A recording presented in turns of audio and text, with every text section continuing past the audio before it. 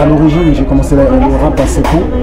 Mon premier disque est sorti en 1992 quand j'avais à peu près 13 ou 14 ans. Donc ça fait très très longtemps maintenant. Et moi, quand j'ai commencé à faire du rap, j'ai découvert une musique à travers laquelle on faisait passer des messages, à travers laquelle on dénonçait certaines choses, à travers laquelle en fait il y avait un propos, quoi. Dans une musique dans laquelle il y avait un propos.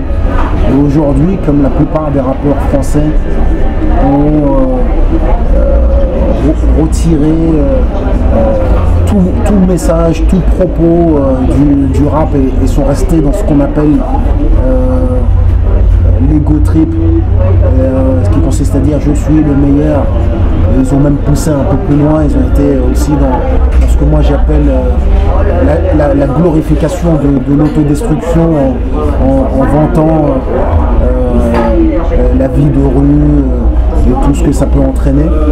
Donc mon rap maintenant sort du lot comme si je faisais quelque chose de différent, alors qu'en fait je fais le rap tel que je l'ai connu. C'est les autres qui ont dénaturé le rap. Voilà.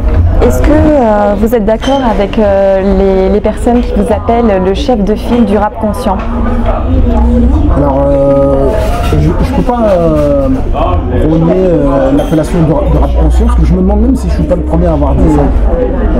Parmi ceux qui font du rap conscient, c'est vrai que je fais partie de ceux qui ont le plus d'impact, que ce soit en termes d'impact dans les esprits, d'impact en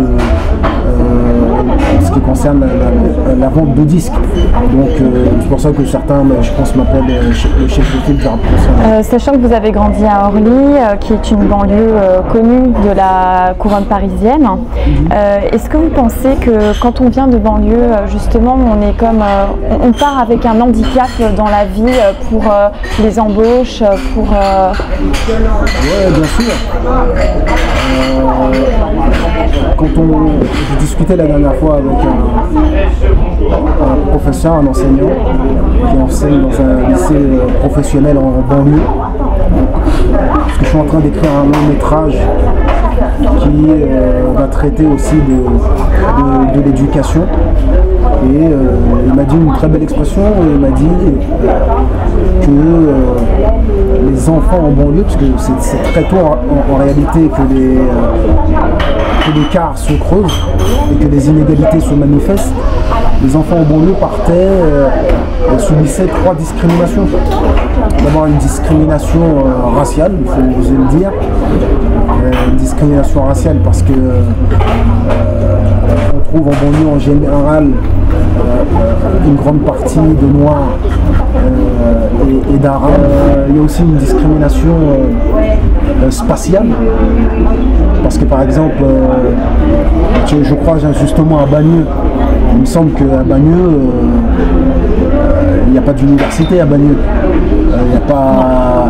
Je ne sais même pas si vous avez... On n'a pas de lycée généraliste. Voilà, vous n'avez pas de lycée généraliste, ouais. C'est bien ça, ouais. À Bagneux. C'est en projet, mais... Exactement. Donc il y a une discrimination spatiale, il y a aussi une discrimination sociale, c'est-à-dire ils partent avec un handicap. Moi, dans mon cas, ma mère à un moment faisait 2 travails, elle avait 2 travails. Et donc c'était évident que quand elle rentrait le soir épuisée et fatiguée, elle qui a été jusqu'en classe du 3e, ce qui est déjà un long parcours pour une femme qui vient d'Haïti, donc c'était évident qu'elle n'allait pas s'asseoir et me demander si j'avais fait mes devoirs ou pas, et qu'elle n'allait pas ensuite m'aider à faire mes devoirs. Donc il fallait dès l'âge de 14, 15 ans, 16 ans que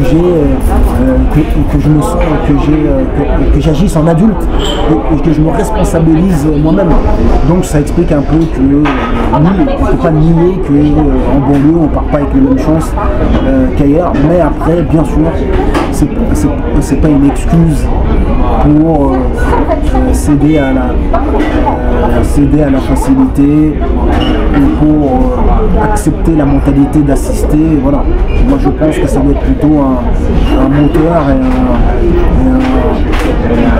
voilà. On fait 2 fois plus d'efforts afin que notre victoire ait 2 fois plus de goût.